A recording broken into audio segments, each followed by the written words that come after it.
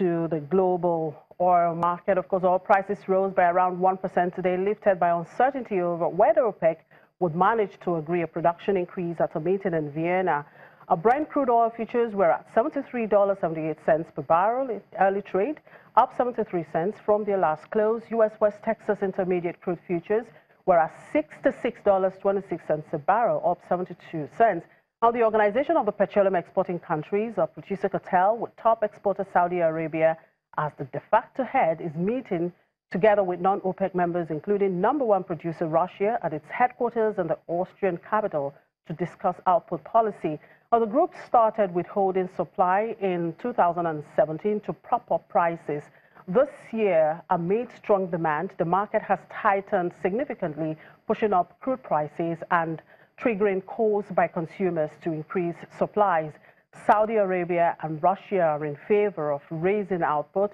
Other OPEC members, including Iran, have opposed these, resulting in a flurry of backdoor diplomacy ahead of the meeting. Now, our energy correspondent, Olu Philip, is in Vienna, Austria for this meeting, and he joins us now to give us an update. Hello, Olu. Good afternoon. How are you? Hi, Chickasee. Good to hear from you. Now, there seem to be a lot of closed-door meetings going on there. OPEC members, in the past 3 days, have they finally reached a consensus whether or not to raise production? Okay, as we speak right now, the elephants are in the room that's just above me here, and they are discussing. There's a lot of negotiations going on. The two bigger elephants who usually are talking about Saudi Arabia and Iran are all in one room. The Minister for Nigeria is also in the room. The African representatives are also in the room. They're all pushing to see if what OPEC has termed as market demand will be yielded to. Shortly before the meeting, the speculation is that the market speculators and traders are expecting about 1 million barrels output, but we're not likely to see that. Saudi Arabia is pushing for 600,000 barrels, while Russia is looking at 1.5 million. So at the end of the day, we may be able to find an equilibrium somewhere in the middle where these outputs will be pushed out. Remember that some 18 months ago, OPEC and non-OPEC members came to a consensus after a declaration was done in 2016, what you call Declaration of Cooperation, to help stabilize the market. Earlier, when the president of OPEC spoke, talking about Mohammed al-Mazuri, he said that the cooperation has yielded, it has helped market stability, and now the market is demanding for more output.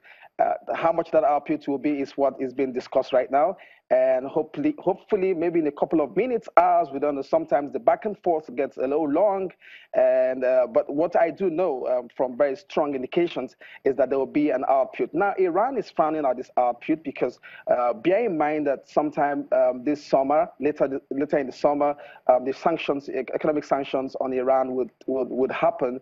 And if that does happen, they will not technically benefit from that output. So they don't want that to happen. The Iranian minister has accused the U.S. President, Donald Trump, of trying to influence pricing of petroleum product, pricing of oil, crude oil among OPEC members. But the president has been very strong and resolute in this conversation. The Secretary General, Alhaji Barkindo, has also made it very clear that OPEC is not driven by permutation of pricing, but by the need to have market stability, Chimezi. Right. So tell me, what is Nigeria's position in all of these?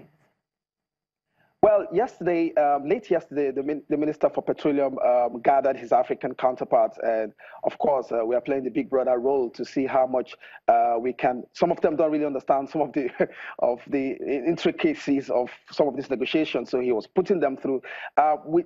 With or without whatever that happens, the expectation for Nigeria will be that we will still be exempt from that production cut. And while that happened, I need to let you know that while that 1.8 million that was cut back happened, some countries really didn't have the capacity to close up that gap. So it's like, I give you an illustration. It's like having a spare tire, and you need to use that spare tire. Now, some of these countries who had the capacity to push in more into the market as spare tires will now push in that spare tires.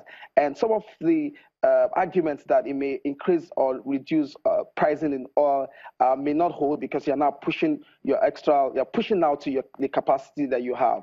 The expectation for Nigeria will be that we'll still be exempt from that cut. And the advantage of that is that we need to now begin to look inwards and begin to hit our capacity. We are still below the 2 million barrels, away from what we used to have in the 80s, when we hit about 2.5 million barrels, Chimezi.